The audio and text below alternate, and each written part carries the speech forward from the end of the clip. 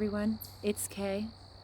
It is about 6 p.m. on Friday, October 8th, and I am all done with my Preptober stuff for today.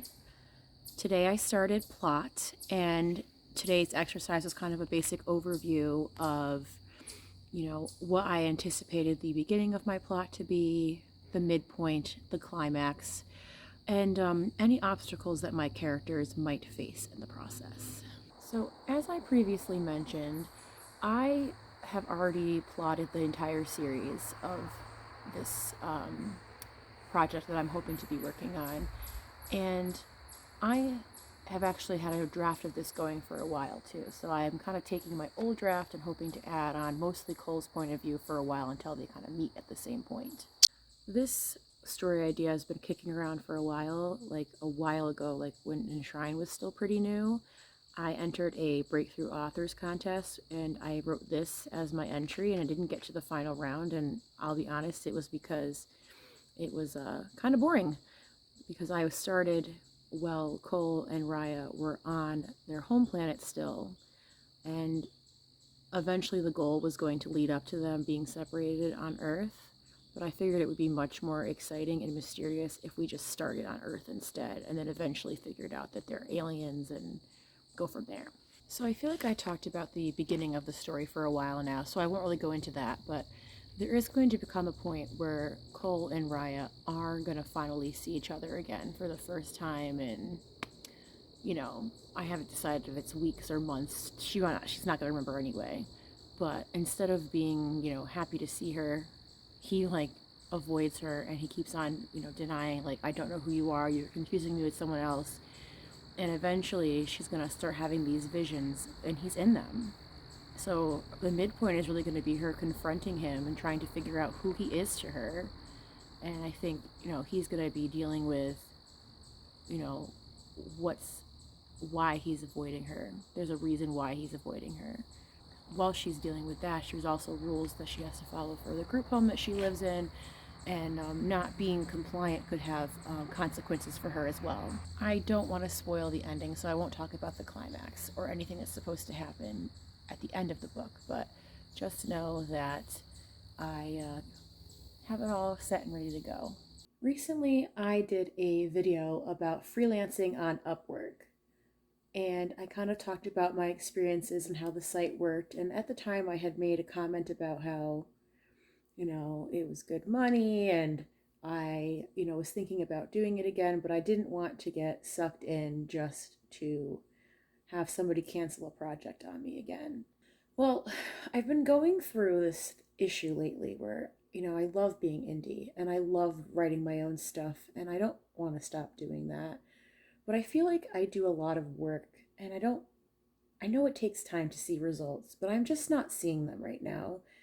I feel like there's a lot of things that I can't control right now. And you've seen over these past couple of days how stressed out that I've been. I came to the conclusion that I want to be able to take control and have something that, excites me and gives me a little bit of stability in my life. I was invited to interview for a freelancing position for 3 full-length books again, and it's a genre I don't really write. I love my sci-fi and I love my YA, but I don't know. As I said, I usually find that when somebody reaches out and asks you to interview, that usually means that they're very interested and they're more apt to take you on. So I applied for it, and it's not official yet. I have a 20-page outline here, so I think it will be very soon. That being said, I don't know what this means for my Apocalypse Heart Saga, the Remember Me book that I've been using for Preptober. Until I get that official contract, I probably will still keep doing my Preptober activities, and I probably will still keep posting here as well. But this changes everything. I have to do 3 books, and I have to have them in every 7 to 9 weeks. So I'm going to have to focus all of my time on that. And that's okay, because I feel like I'm still writing, I'm still practicing my craft, and I'm going to get money, which, like I said, is good. Now, I know I've said that it's not my own work. And yes, it probably will kill me if this goes well. The payment is worth being sad about it. I'll be honest, it's the highest paying gig that I have gotten to date. And it's not enough for me to quit my day job, but if I can get more things like this, I'm hoping it will happen someday in the very near future. The best part, I don't have to write about penises. It's not erotica. I think this means that my NaNoWriMo project will be changing to the first book of my commitment with my client. And I have a feeling that I'm going to probably have to be signing a non-disclosure agreement. I'm not sure how much I'll be able to tell you besides like, oh, I wrote 2,000 words today, or, you know, here's what's the genre of this story. And that kind of sucks, but it's a lot of money.